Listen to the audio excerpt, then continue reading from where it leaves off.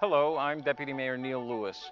I'm here today with Detective Eric Potts of the Plainsboro Police Department to talk to you about Plainsboro On Watch, our neighborhood watch program. We're taking this a step further than usual and actually going cyber with an explanation and more information for you on how we can be neighbors watching out for neighbors.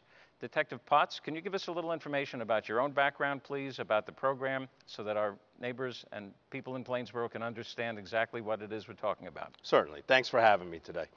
I've been in law enforcement for 28 years, 23 of those years here at Plainsboro, actually it's almost 23 years. Prior to that, I was 6 years in the United States Army Military Police, where I worked investigations also. I've been in the Detective Bureau now this is my second tour in the Detective Bureau, so I've been a detective for 7 years. What we're doing with our Neighborhood Watch program in Plainsboro, we've called it Plainsboro On Watch. And traditionally, neighborhood watches are programs in which you see the signs with the big eye in the neighborhood, and it's supposed to be neighbors watching out for neighbors. But usually what happens is that there's a big influx and people join, and then it slowly dies out. We've taken it a step further by allowing people to not only attend meetings, which we do have in the neighborhoods, but we've taken it online. So people don't have to go to physical meetings. They don't have to physically leave their house to become a member of Plainsboro On Watch. They can do it online.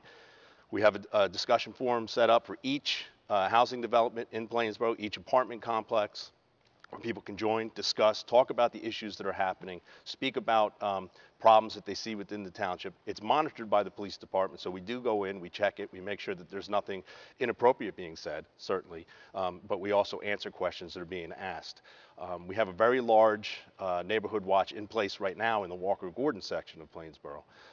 There's well over 100 members. They actually go out and patrol. We attend meetings at least once a month, discuss issues that are happening, and even provide training for them. Can you tell us a little bit about the training that you provide? Certainly. Well, the initial training obviously is how to start your neighborhood watch, how to get it organized, the things you should be doing as a neighborhood watch. Some of the things that we tell our neighborhood watches to do is certainly, once you become organized, decide how you're going to patrol your neighborhood. And when we say patrol, we don't want anybody acting like a police officer out there. We want them to be the eyes and the ears of the police department. So what we want people to do is to go out and get to know their neighbors, walk around. If they see something suspicious, don't act on it. Call the police. That's what we get paid to do. So we'll come over and we'll investigate anything that's going on. That's the initial training we have, but we certainly can offer a wide array of training. We can do how to stay safe on the internet for your children, how to avoid being a victim of burglary in your house, how to avoid being a victim of burglary or things that happen when you're traveling. There's a wide array of training that we can provide neighborhood watches. Is there something specific that actually has prompted a little bit more attention to this now? We do think of Plainsboro as a safe community. We do think of Plainsboro as a town with a low crime rate in general, but is there something specific that makes it even more important now for people to be paying more attention to what's going on? Yes, and it really came to light in October.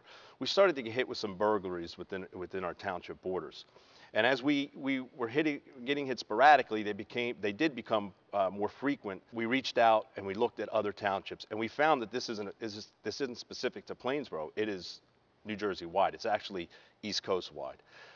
And we became involved in a task force from Morris County that's investigating these. There's a gang out of New York that's called the Codewise Gang, and they are targeting specifically Asian and Indian descent, of people of Asian and Indian descent in our township.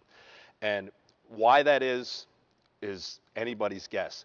The speculation is that there's large amounts of money or jewelry in these residences, and they are targeting them by several means. They're going to the airports when these individuals are going on vacation. If they have their address large on their suitcases or on their luggage, they're seeing these addresses. They know they're going out of town, and then they're coming back, going to their residences. But they're high tech also. They're using GPS. They're using computers that they actually type in addresses in, and they'll pull up typical Asian or Indian names, and they'll go to those residences and ring the doorbells. These people are well dressed. They don't show up to your neighborhood in shorts and t-shirts. They show up well dressed in high-end cars, usually rental cars. We know a lot about this because we developed the intelligence through Morris County, but not a lot of people are getting caught. That's the problem. When people are caught, they're not saying anything. So there's another person that just comes in and fills in. It's a loosely associated gang, but there are so many people that are working within it that it's difficult to pinpoint where they're going to hit, when they're going to hit, and how they're going to do it. But they're spending all week doing burglaries. Well, we know that people in Plainsboro were very instrumental several years ago in helping to break a similar ring that was operating in central New Jersey. Because they were familiar with their neighbors, they were able to recognize someone that didn't belong in a particular location. But what can people do now? What sort of things should they actually be reporting to the police department? Well, certainly any suspicious activity should be reported to the police department, and it doesn't matter if you think, well, maybe it's nothing. If you think it's something, if that hair on the back of your neck stands up, call the police, absolutely. But in particular, you should be looking for cars that are out of place, that you don't recognize. Even if you think that may be somebody visiting a neighbor, call the police. We can come out there and at least run the license plate and see if it's somebody that should be there or somebody that shouldn't be there. If you see somebody who, in many of the housing developments in Plainsboro, there's no solicitation. So if somebody's coming around soliciting, I would certainly call the police and at least allow us to see if they have a permit from the township to allow them to solicit in the neighborhood.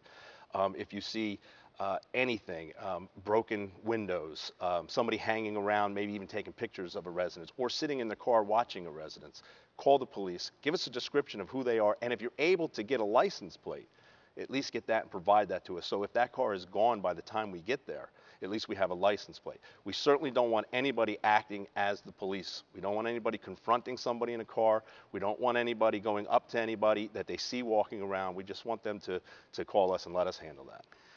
What's the best way to contact you? And are there other members of the police department that are part of this task force that's helping with Neighborhood Watch? Yes, you can contact me through the Plainsboro Police Department at 609-799-2333. My extension is 1674. Or you can call the same number and ask for Patrolman Martin McElrath. He is my assistant in the Neighborhood Watch. Certainly you can email us. My email is epots@plainsboronj.com. And you can contact me through plainsboroonwatch.com. One of the other things that I wanted to touch on quickly is Nixle, which is such an important thing that we have going for us, and it's statewide. It's actually nationwide, but Plainsboro belongs to it. If you go to the Nixle.com website, or if you go to PlainsboroOnWatch.com and join, you can click on the Nixle link there. And what we do is we send out emergency alerts through Nixle, and that can either come through your cell phone or email.